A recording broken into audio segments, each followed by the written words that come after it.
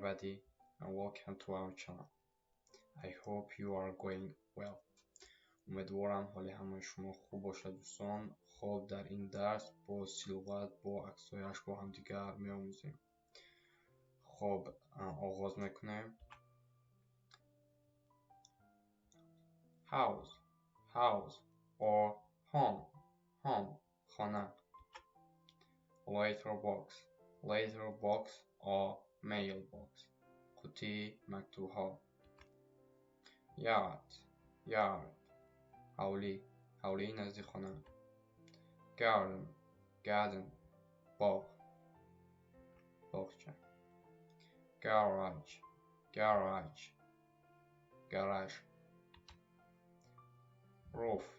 roof بام.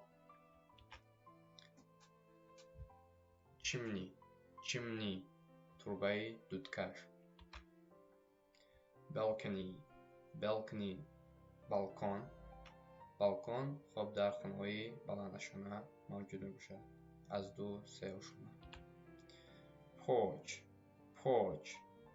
ایوانی خانه یعنی نزدیک خانه را porch میگن انگلیسا. door در. window تیره‌زن.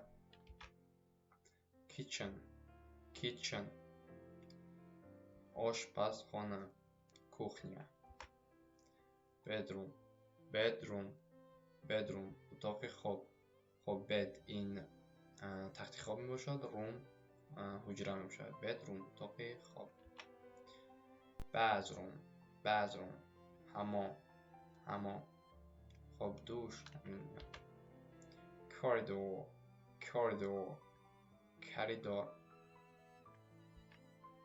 floor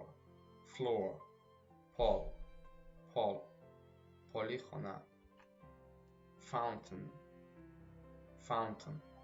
فواره فانتان.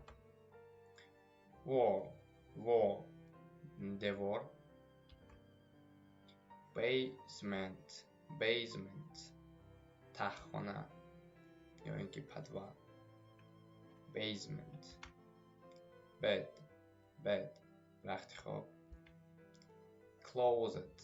closet جوانی لباس یعنی شکافی لباس ها. lamp لامپا چراغ.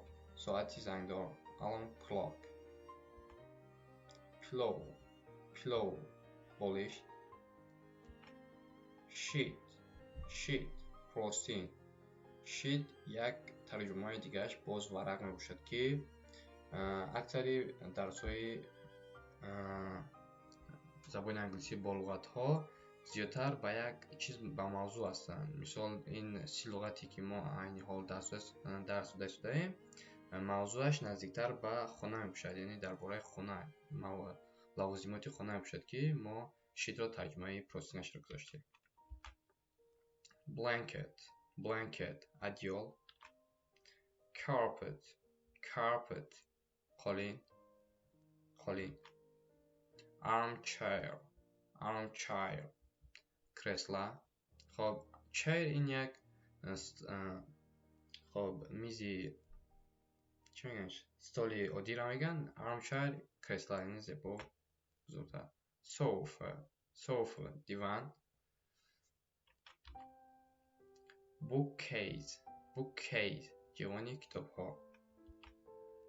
vase گلدان یا اینکه vase گلدان. خب امریکانس ها vase میگوین و انگلیس ها vase میگوین که تلفظ